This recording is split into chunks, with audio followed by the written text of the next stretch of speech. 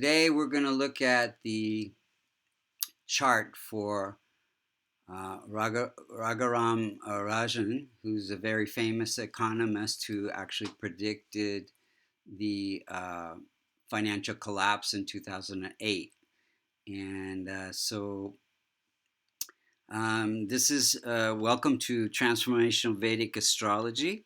My name is Michael Mastro, and if you're interested in a reading, you can go to www.vastucreations.com under services and apply for a reading. Or if you would like to learn and become certified as a Vedic astrologer, you can go to American Institute of Vastu.com, and you'll see classes there. So let's see. When he was born, you could, if you look to the eastern horizon, you would see the constellation associated with the Capricorn rising at 19 degrees. 19 degrees becomes the most effective point of every house. Any planet that's close to that 19 degrees has a lot of impact in his chart, like Sun, Saturn, Jupiter, Mars. So many planets are having a lot of impact. Um, and first we want to do is look and see how the planets are operating in the chart and whether they're weak or strong and how they're operating. Even if they're weak or strong, depends on how they're interacting with the houses and the other planets. And then we'll look and see when things are happening, when the planets are operating, um, by the dasha periods, the planetary periods, and the transit periods. And then we'll look and see what we could do to fix the chart, to improve the chart and improve that person's life. So um, let's just start out and see now.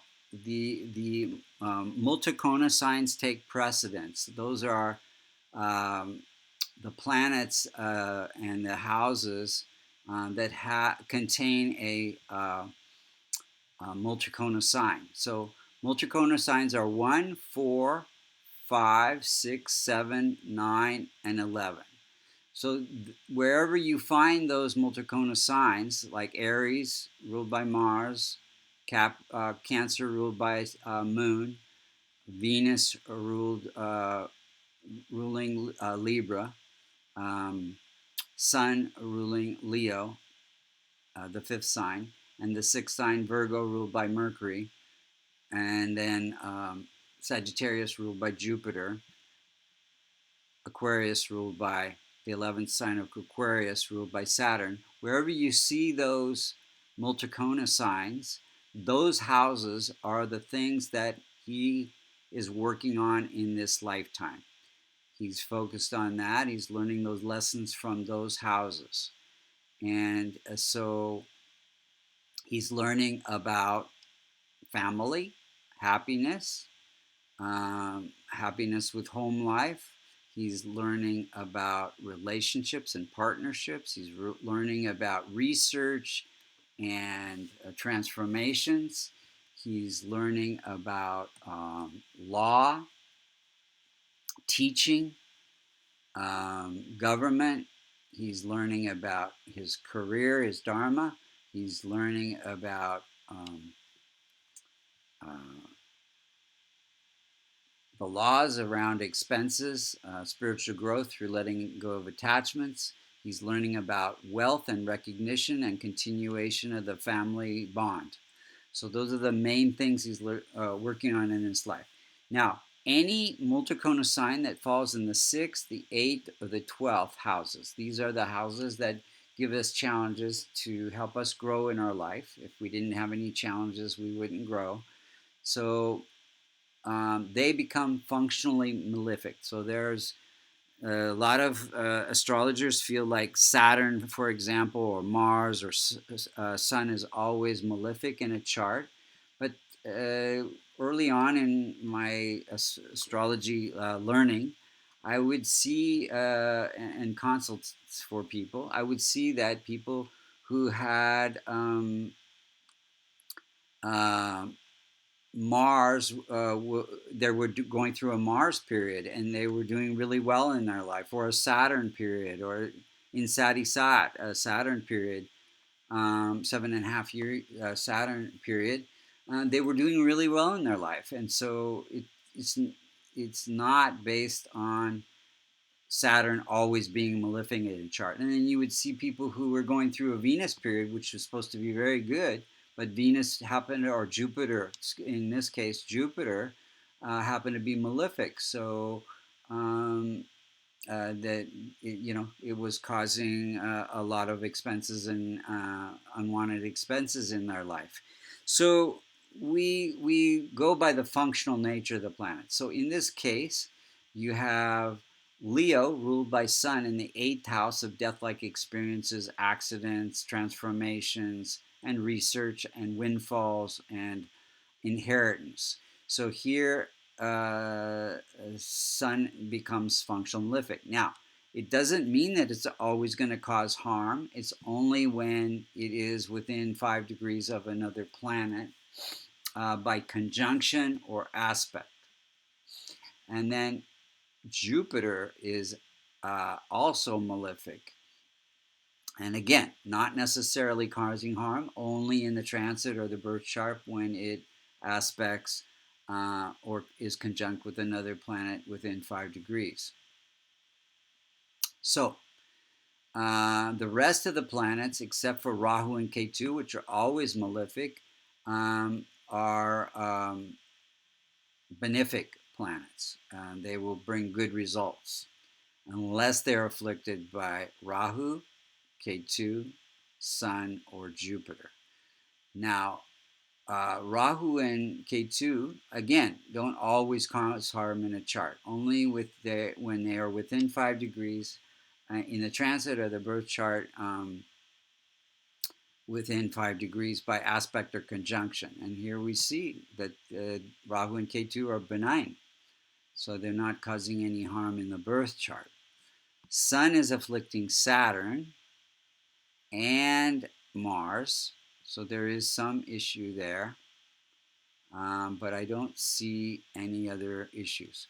Okay, so let's go and see how these planets are operating individually.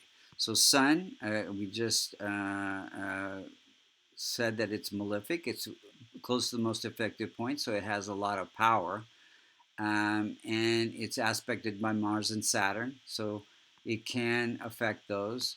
Um, and it because it's malefic and it's in the first house, it gives a lot of power and possibly government positions. So he was definitely working in the American government, international IMF finance institution, and the government of India.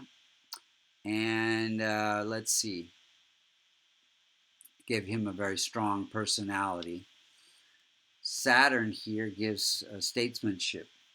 So Moon is his very much strongest planet. It's very strong and well placed. It's exalted, and it is ruling the house of relationships, partnerships, and comforts living abroad. So he actually lives in the U.S. and teaches in Chicago at the university there.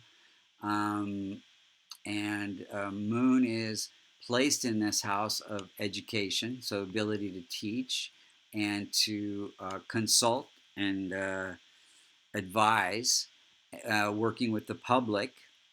And this is also the house of investments, so connects partnerships with investments, um, um, foreign investments, government investments, so all of that. And then Mars is at 22 degrees. So it's ruling this house of happiness through family life, and it's placed in the house of partnerships, and it is afflicted by Sun. So it connects courage, competition, mathematics with relationships, and home life, and happiness. So it says that he can get happiness through his family, courage to speak out. He predicted the economic collapse in 2008, and he actually Mars's engineering. So he actually changed. He had courage to change his career from engineering to economics at some point, which was a big change. And Mercury. Now, also Moon here gives him many degrees. He had many degrees in different fields of education, so higher education there. Mercury is at 27 degrees. It's ruling the house of government, education, teaching, religion. So it gives him very critical thinking. He's a critic of economies, and Mercury is merchant, buy, sell, trade, things, communication, all of that. So ability to teach and write, publish books about the expenses of governments and the constraints of those expenses. So this is the houses of spiritual growth through letting go of attachments, but also the house of expenses. Jupiter is at 22 degrees. It is malefic, as we said. It's ruling this house of expenses, and it's placed in a house of wealth and recognition and continuation of the marital bond. So it says that he can write, teach, publish on the subject of wealth and get recognition for it about expenses of governments and things like that. So all those things are connected. Venus is not only wife, but his wife is very. He met her in school.